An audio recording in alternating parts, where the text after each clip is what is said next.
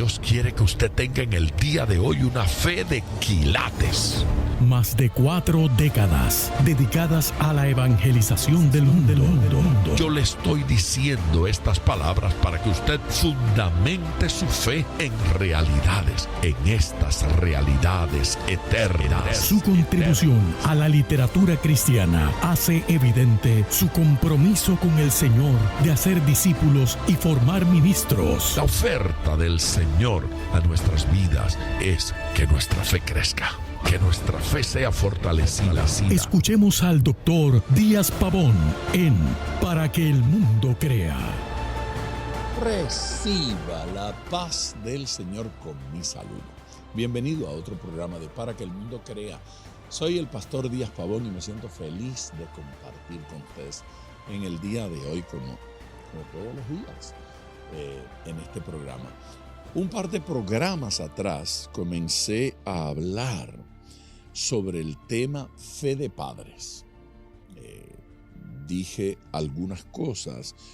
Utilicé un versículo que está en el libro de Proverbios, ese versículo tan conocido. Instruye al niño en su camino, en su carrera, en su camino, y aun cuando sea viejo no se apartará de ella. Al leerlo, quise leerlo también en la Nueva Versión Internacional. Me parece que de alguna manera nos hace ver otro ángulo. Instruye al niño en el camino correcto y aún en su vejez no lo abandonará. Me gusta utilizar más de una versión de la Biblia cuando la leo. Me gusta utilizar tantas versiones como sea posible.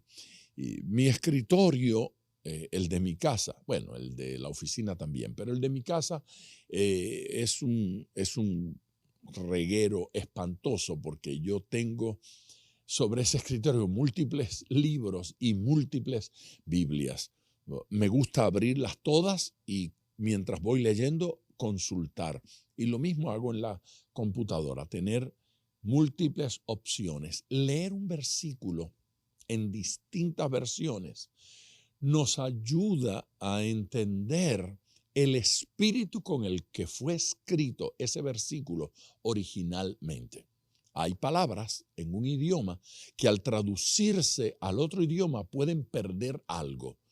Hay algunas que podrían ganar porque de la forma en que se dijo en el original no implica eso que esta otra implica. Entonces, cuando un traductor elige un término para traducir otro y el otro traductor elige uno diferente, uno debe saber que la buena intención de ese traductor fue comunicar lo que él estaba viendo en el original. Por lo tanto, es muy común que ambos tengan razón y que la palabra del original tanto implique lo uno como lo otro. Cuando Reina Valera traduce este versículo, cuando Reina y Valera traducen este versículo, ellos dicen instruye al niño en su camino propio, el camino del niño, la vida de ese niño. Cuando la Nueva Versión Internacional hace su traducción, añade la palabra correcto. ¿Sí? El versículo lo traduce, instruye al niño en el camino correcto. Porque eso está implicado en el original. Aunque no utilice la palabra correcto, la palabra que utiliza allí implica que el camino en que papá va a instruir al niño no es un camino de perdición. No lo va a educar, no lo va a enseñar, no lo va a instruir en el camino impropio, en el camino incorrecto. Los padres existen para educar a los hijos e instruirlos y llevarlos por el camino correcto. Y aún en su vejez, aún cuando sea viejo, no se va a apartar. Son esos principios preciosos que recibimos de nuestros padres, que nos enseñaron a tratar gente, a interpretar la vida, que nos enseñaron a relacionarnos con los demás. Fueron nuestros padres los que nos enseñaron el valor de la familia, cuán importante es la esposa, cómo debo tratarla, cuán importante es el esposo, cómo debe tratarlo la mujer, cuáles son los roles dentro de la familia, qué le corresponde al hombre, qué le corresponde a la mujer. Vivimos en una sociedad que intenta distorsionar todo esto. Yo no estoy diciendo que los padres son perfectos, pero nadie nos ama tanto como ellos. Y nadie ama a los hijos tanto como los padres. Y nadie está tan comprometido con ellos como lo están los padres. Por lo tanto, una sociedad que intenta provocar que perdamos ese individualismo y ese compromiso con la familia y con la verdad y con Dios y con las Escrituras. Una sociedad que pretende enseñarnos que somos el producto del conjunto y nada más que el producto del conjunto. Y entiéndase por conjunto entonces la tribu, entiéndase por conjunto el barrio, la ciudad, la sociedad. ¿Quién le dijo a usted que la sociedad tiene la autoridad de definir qué cosa es buena y qué cosa es mala?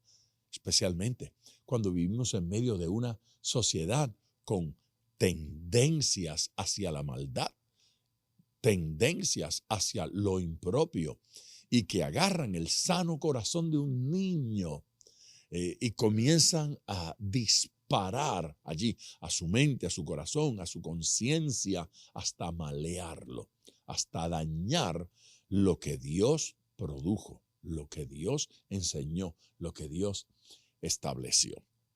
Siguiendo esa línea, nosotros terminamos en el programa pasado con un versículo en Deuteronomio 5, me refiero al versículo 16. Claro, ese es el mandamiento: honra a tu padre y a tu madre, que es el primer mandamiento con promesa. Fue lo que nosotros leímos de Efesios capítulo 6.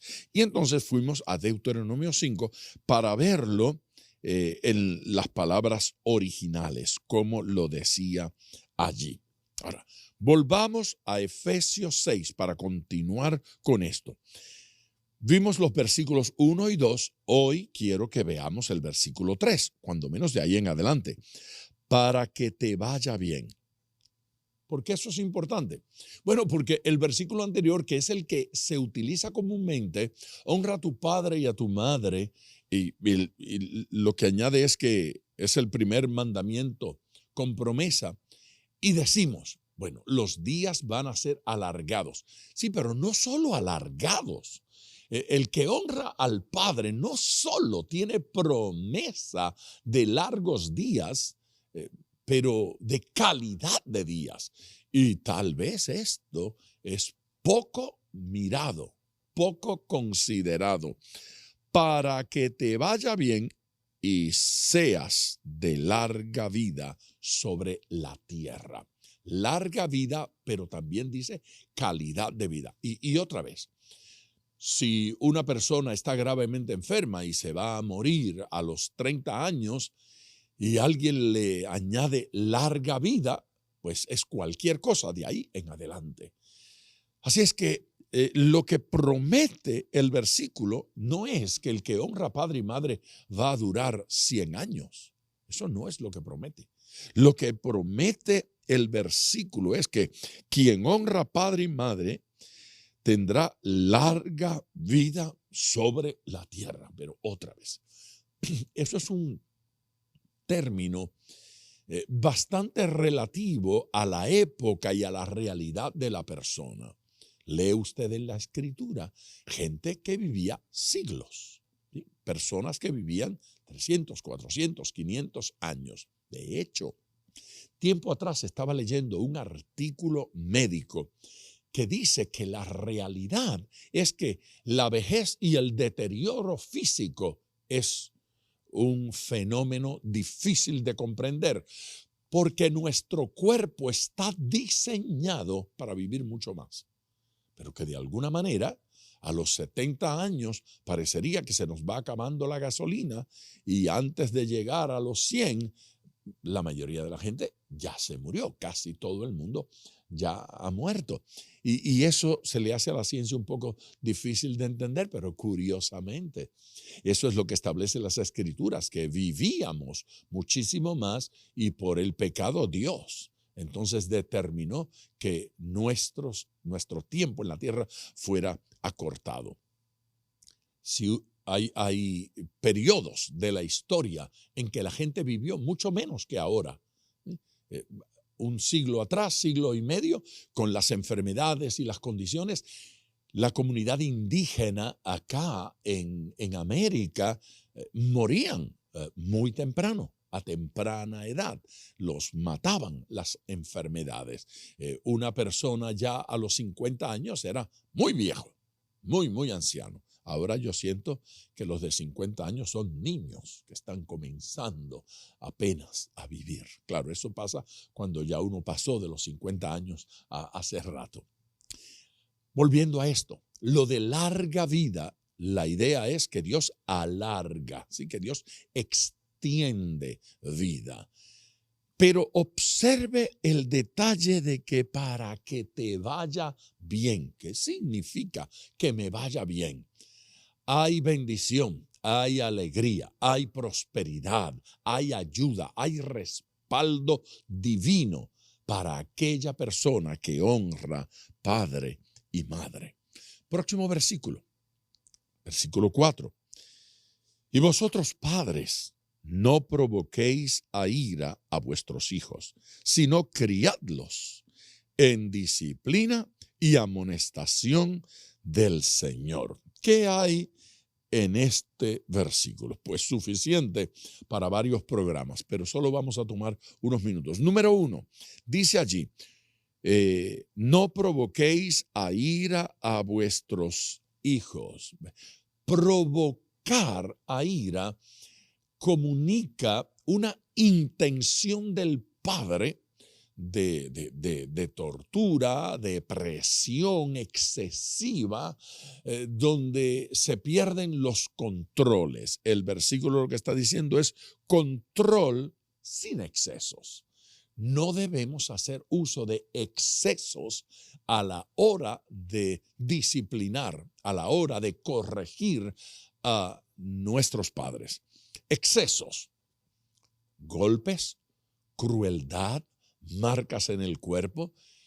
Hemos visto de todo, desde niños con severas marcas en el cuerpo porque fue herido por un padre, fracturas en huesos, lastimaduras en algún órgano del cuerpo, insultos descontrolados, castigos desmedidos.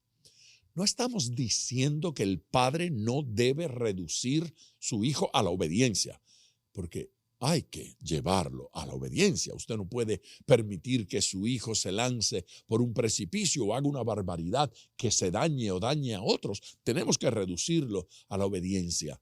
Pero Dios está recomendando control sin exceso. El otro día estaba escuchando a uno de mis hijos que estaba explicando una disciplina que él tiene a la hora de corregir a sus hijos, y es que dice, nunca los regaño cuando tengo coraje, nunca los corrijo cuando tengo coraje. En el momento en que mi hijo hace una barbaridad y estoy enojado, le digo, hablamos en un rato, luego arreglamos eso. Si me voy, respiro profundo y luego regreso. Bueno, tal vez no siempre lo hice en el caso de ellos cuando eran niños, mis hijos. Pero qué buena práctica decir que enojo y coraje no sea la razón por la cual castigo, corrijo o privo a mi hijo de algún privilegio, porque cuando estamos molestos y enojados, podemos ir a controles excesivos, excesos que dañan más que lo que aportan. Así es que en nuestro versículo 4, padres, no provoquéis, ¿sí? No provoquemos a ira, no provoquemos al descontrol, no provoquemos al enojo desmedido por nuestro enojo ni por el de ellos. Vuelvo a leer. Y vosotros, padres, no provoquéis a ira a vuestros hijos, sino, y aquí viene la parte que quiero enfatizar, criadlos, número 1, en disciplina, número 2, y amonestación del Señor, número 3. Criar, disciplina y amonestar. Déjeme tomar el próximo periodo de nuestro programa para hablar de esas 3 cosas. Ya sabemos, sin provocarlos a ira, debemos, número 1, criarlos. Dice, número 2, disciplinarlos. Y número 3, amonestarlos. ¿Qué es eso? ¿Qué es criar? ¿Qué es disciplinar? ¿Y qué es amonestar? Tengo que ir a la pausa. Quiero recordarles que nuestro número telefónico es el 305-228-9697. Repito ese número para que lo anote. 305-228-9697. A ese número puede llamar para pedir la oración. Hay hermanos que estarán atendiéndole y hermanas para tomar notas y pasarme su petición para orar. Vamos a la pausa. De regreso con ustedes en Para que el Mundo Crea. A ver, al despedirme les dije 3 palabras que íbamos a considerar de este versículo. Estamos en el 4º versículo del capítulo 6 de Efesios. Es el versículo que entonces dice, y vosotros padres, no provoquéis a ira a vuestros hijos, sino criadlos en disciplina y amonestación del Señor. A ver, ahora habla a los hijos porque ya había incluido los comentarios a los padres. Así es que ahora nos va a añadir ciertos elementos. Cuando digo a los hijos, me refiero a la responsabilidad de los padres hacia los hijos. Hijos deben honrar a padre, de los hijos hacia los padres. Ahora de los padres hacia los hijos, dijo, número 1, que no lo provoquéis a ira. Ya hablamos de eso. Control sin excesos. Y 3 palabras que dejamos para este segmento. La primera, criar. En nuestra sociedad se acuñó mucho la expresión proveedor y tal vez en años atrás más que en esto. Pero el concepto de los padres como los proveedores siempre está allí. No importa quién sea el que pues maneja la cosa o cuál de los dos, papá o mamá, gane más dinero, no importa. La idea es que los padres son proveedores. En la sociedad bíblica, en la sociedad escritural, esa responsabilidad de forma muy directa caía sobre el varón, sobre el padre, más que sobre la madre. En nuestra sociedad, con tantas madres solteras, en una sociedad donde la mujer se destaca cada día más en los estudios universitarios, hay más mujeres graduándose en las universidades que hombres y teniendo mejores calificaciones.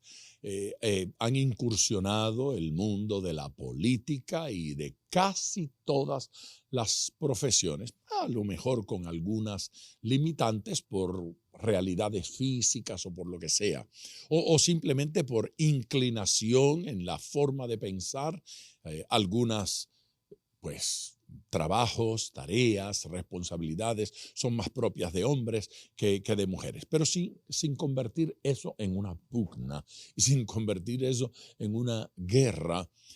En el orden familiar bíblico, el hombre es la cabeza del hogar.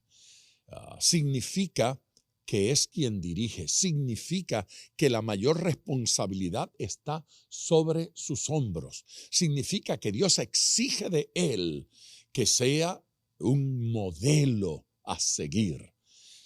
No lo coloca en una posición de dictador sobre el hogar, donde hijos y esposa tienen que correr a sus pies al tronar de un dedo. Eso no está en la Biblia, eso no está en las Escrituras. Pero sí, la responsabilidad de ser modelo, la responsabilidad de ser sacerdote, de tener que ir delante de Dios y buscar respuesta de Dios para su familia. Eso está ahí, eso está en la Biblia, eso está en las Escrituras y eso debe estar en nuestros corazones. Así es que criar es la primera responsabilidad. Y cuando digo la primera, estoy diciendo también la más elemental, estoy diciendo también la más simple, estoy diciendo la básica, ese elemento indispensable sin el cual ni siquiera debemos ser llamados padres. Lo primero que debemos entender es que los hijos hay que criarlos. Bueno, pues para criarlos, primero tenemos que librarlos de la muerte. Es la responsabilidad del padre cuidar al hijo. Criarlo implica cuidarlo. Así es que nada de aborto, porque esa criaturita en el vientre ya Dios nos la dio como hijos.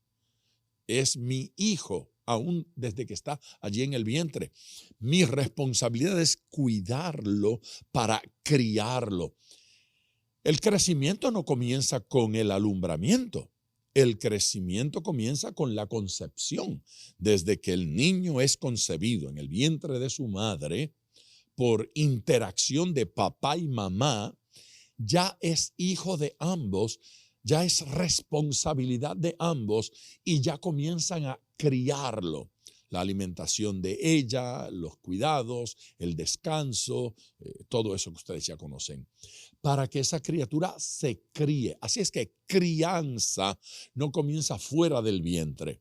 Está probado, la ciencia lo ha demostrado, que los niños pueden nacer ya víctimas del maltrato, ya víctimas del abuso.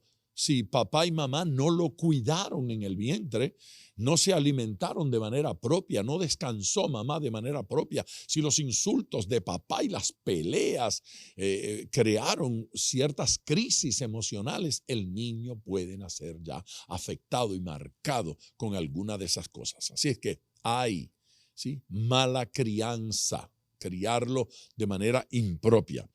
Por lo tanto, estamos hablando de provisión.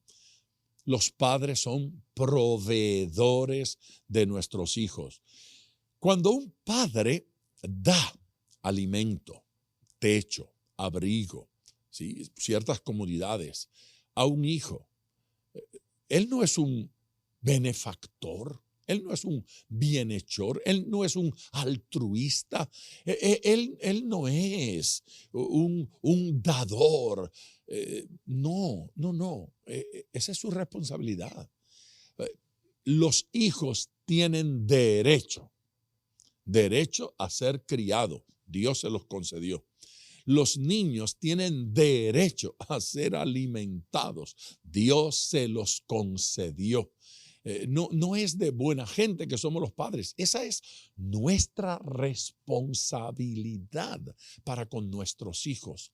Somos responsables de proveer para ello. Eso implica nutrición, eso implica sustento, ¿amén? Eso implica abrigo, eso implica alimento, aún cuando llegue a implicar quitármelo de mi boca, ¿sí?, restarlo a mi propio beneficio para darlo a ellos.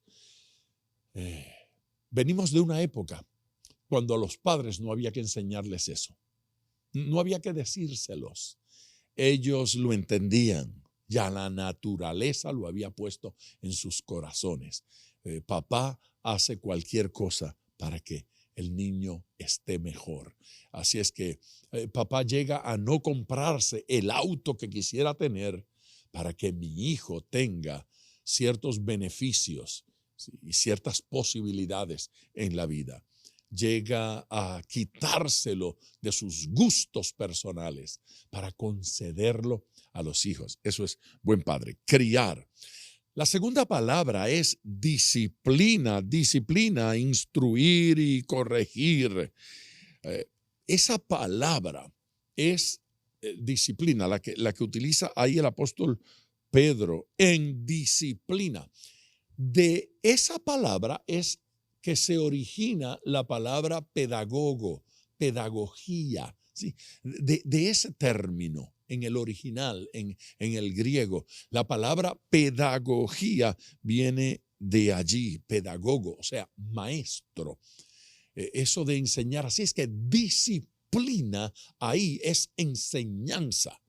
Disciplina allí es instrucción.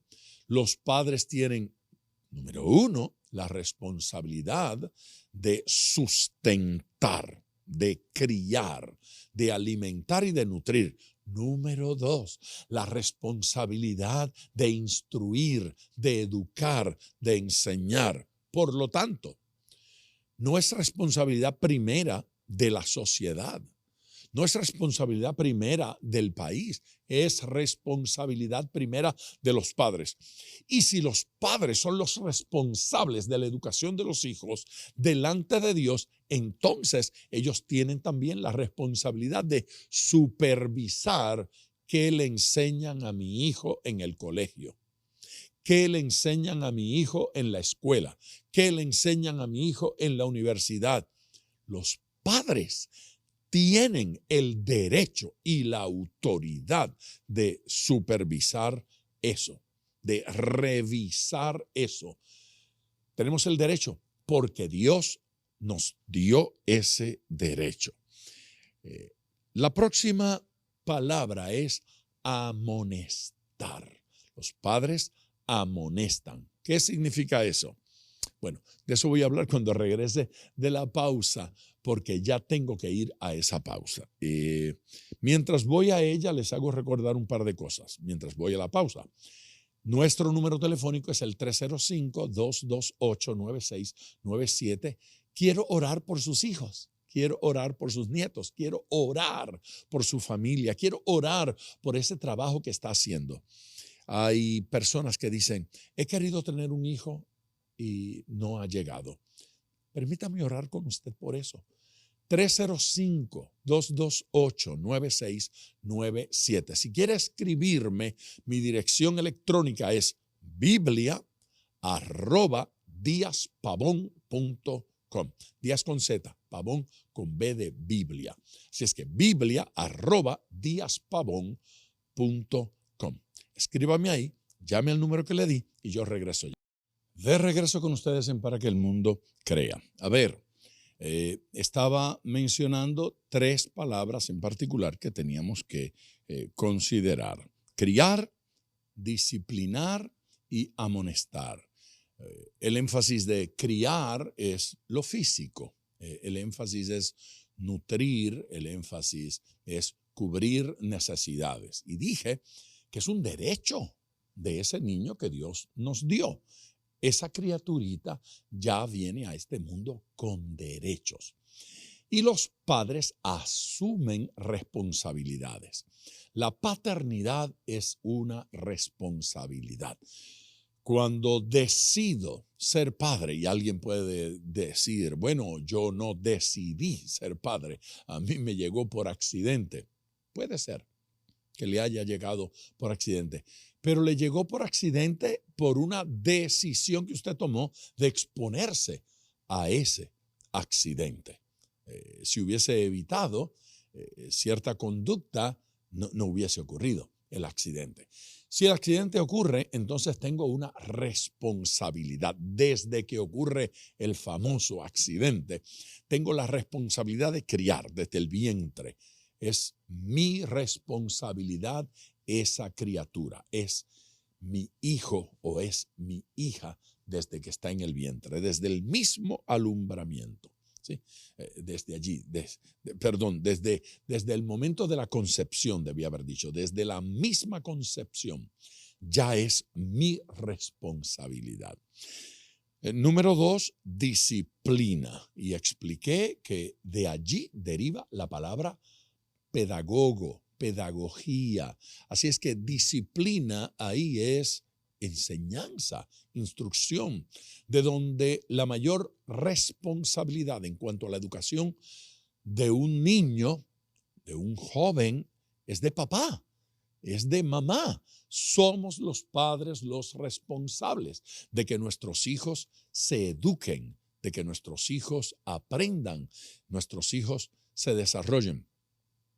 En la sociedad patriarcal en la Biblia, de la época de los patriarcas, los padres enseñaban en el hogar a los niños y habían profesiones que iban de generación en generación.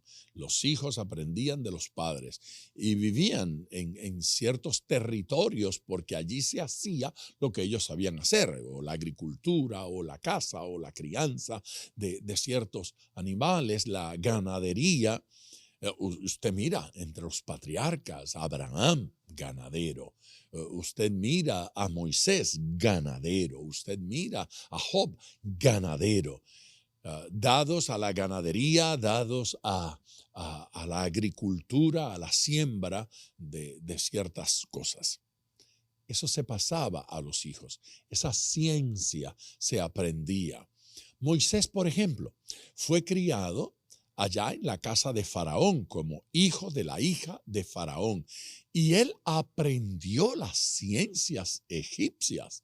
Él fue educado en esas ciencias. Así es que tanto aprendió lo uno como aprendió lo otro.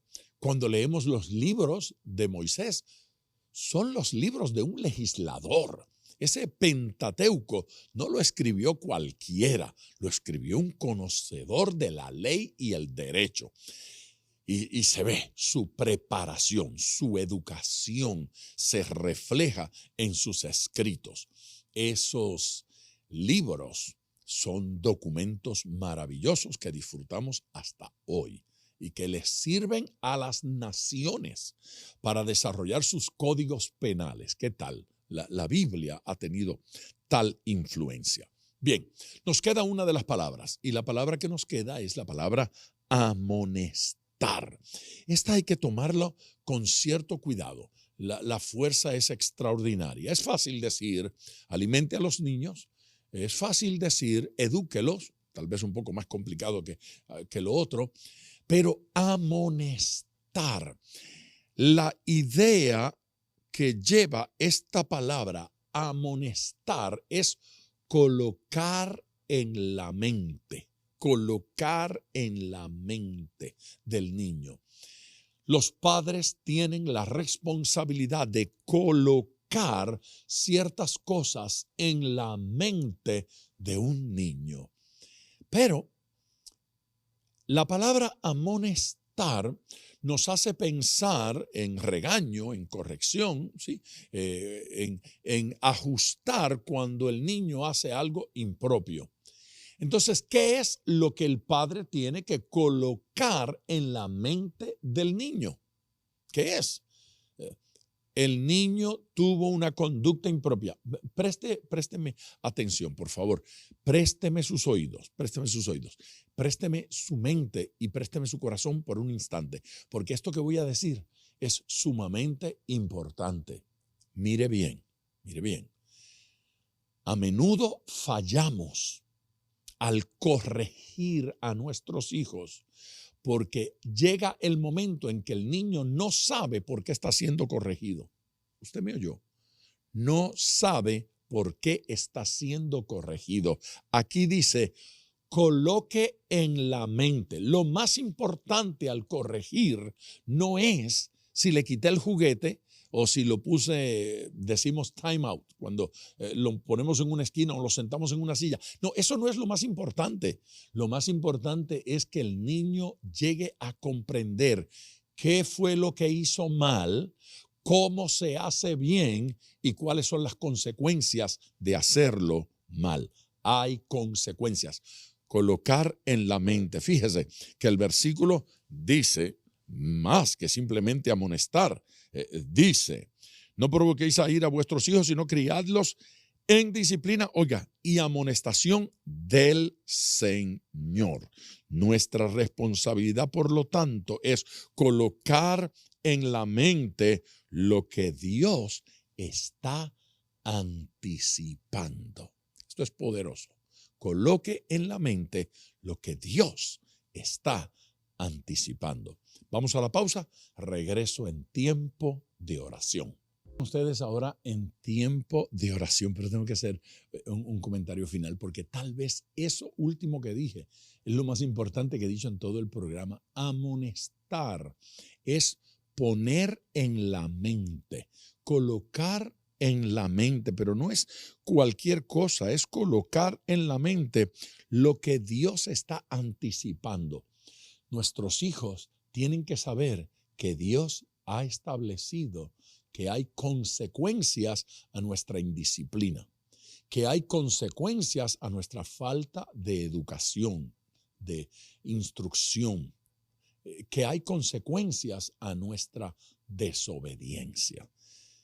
Les invito a orar.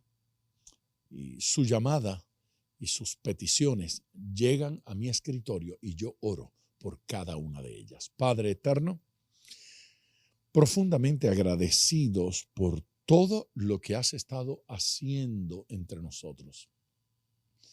Señor, y por la alegría, el privilegio, la bendición de realizar estos programas, de poder compartir tu palabra con tus hijos, de poder enseñar tu palabra. Señor, y la alegría de ver los resultados, los testimonios que nos llegan a través de las redes sociales, a través de las llamadas telefónicas, a través de los correos electrónicos. Gracias, Dios, por todo lo lindo que estamos experimentando en este programa, por las vidas que están siendo edificadas y por los cambios que se han generado en algunas personas. Gracias por esos testimonios específicos acerca de matrimonios, acerca de familias que han encontrado luz en lo que estamos enseñando. Tu bendición sea sobre cada uno de ellos y en el día de hoy, Señor, cúbrelos con tu gracia, cúbrelos con tu presencia y cúbrelos con tu bendición. En el nombre de Jesús. Amén. Gracias, mi gente, por su amor. Bendiciones. Gracias por sintonizar Para que el Mundo Crea con el Dr. Díaz Pavón. Nuestro ministerio desea brindarle acceso a este programa descargando gratuitamente la aplicación DPM Radio. Para oración, comuníquenos su necesidad llamando al 305-228-9697. 305-228-9697 o en las redes Facebook e Instagram bajo Díaz Pavón Ministries.